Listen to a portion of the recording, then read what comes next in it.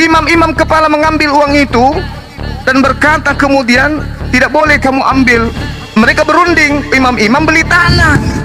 Hayo, kalau di dalam Kisah Para Rasul yang membeli tanah Yudas, kalau di Matius yang beli tanah adalah imam-imam.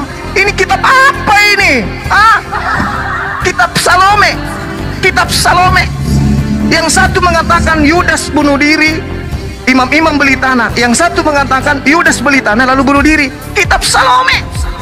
Makanya kawan, haleluya, salam kemenangan iman. Salam jumpa kembali dengan saya dalam program Menyapa Kita dengan Renungan Firman Tuhan, atau menanggapi video-video yang salah tafsir tentang Alkitab dan ajaran Kristen. Sebelum saya lanjutkan, jangan lupa like dan subscribe, memberikan komentar-komentar yang baik. Sobat-sobat yang saya kasihi di dalam Yesus, baru saja kita menyaksikan sebuah rekaman video bagaimana apologet muslim ini menghina Alkitab kita adalah Alkitab Salome, karena apa yang dituliskan dalam Matius tidak sama dengan apa yang dituliskan di dalam Kisah Para Rasul. Namun kita perhatikan baik-baik Matius 27 tentang kematian Yudas, ayat yang ketiga. Pada waktu Yudas yang menyerahkan dia melihat bahwa Yesus telah dijatuhi hukuman mati, menyesallah ia, lalu ia mengembalikan uang yang 30 perak itu kepada imam-imam kepala dan tua-tua. 30 keping perak ini uang milik Yudas, hasil ia menjual Yesus Kristus. Jadi uang 30 keping perak ini milik Yudas.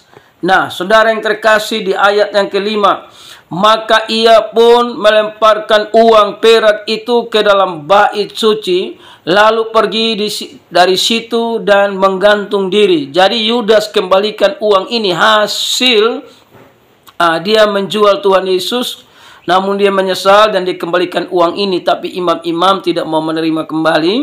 Dia melemparkan uang itu dalam bait suci. Ayat yang ke-6, imam-imam kepala mengambil uang perak itu dan berkata, tidak diperbolehkan memasukkan uang ini ke dalam peti persembahan, sebab ini uang darah. Ayat yang ke-7, sesudah berunding, mereka membeli dengan uang itu tanah yang disebut tanah tukang periuk untuk dijadikan tempat pekuburan orang asing. Jadi tanah ini otomatis milik Yudas, karena uang 30 keping perak itu uang milik Yudas. Yudas sudah mati karena gantung diri, maka uangnya itu dipakai untuk beli tanah. Uang itu tidak bisa disimpan di peti karena uang itu uang darah. Nah, jadi tetap saja itu uang Yudas. Nah, jadi tanah itu milik Yudas. Walaupun Yudas sudah mati, tapi tanah itu milik Yudas. Jadi Kisah Para Rasul itu tidak salah menulis. Nah, kita lihat Kisah Para Rasul. Kisah Para Rasul pasal yang ke-1 ayat yang ke-18. Yudas ini telah membeli sebidang tanah dengan upah kejahatannya. Garis bawahi upah kejahatannya. Jadi Yudas itu membeli tanah itu sesuai dengan upah kejahatannya. Walaupun dia sudah mati, tapi uang itu uang milik Yudas. Maka tanah itu sudah pasti tanah milik Yudas, saudara yang terkasih. Nah, saya baca sekali lagi. Yudas ini telah membeli sebidang tanah dengan upah kejahatannya. Lalu ia jatuh tertelungkup. Nah, Matius mencatat dia pergi gantung diri. Kisah Para Rasul melihat dia sudah jatuh dari gantung diri. Nah, saya baca sekali lagi. Ia jatuh tertelungkup dan perutnya terbelah sehingga semua isi perutnya tertumpah keluar. Nah, ini karena dia gantung diri, dia jatuh dari gantung diri itu, maka perutnya lari keluar, saudara yang kekasih.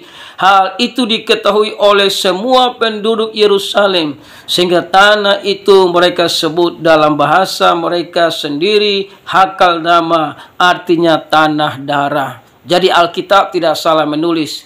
Alkitab kita bukan Alkitab Salome, tapi firman Allah yang tercatat ya dan amin.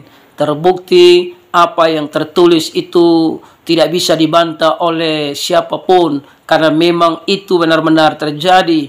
Jadi imam-imam beli tanah pakai uang Yudas. Jadi sudah otomatis itu tanah milik Yudas. Nah, jadi kitab Kisah Rasul juga mencatat betul itu tanah milik Yudas, hasil dari kejahatannya. Jadi bukan Alkitab Salome, tapi memang Alkitab mencatat firman Allah, ya dan amin. Saudara tidak akan bisa mengacaukan firman Allah, karena firman Allah ini ya dan amin, dan firman Allah tetap berkuasa sepanjang masa. Haleluya, salam kemenangan iman.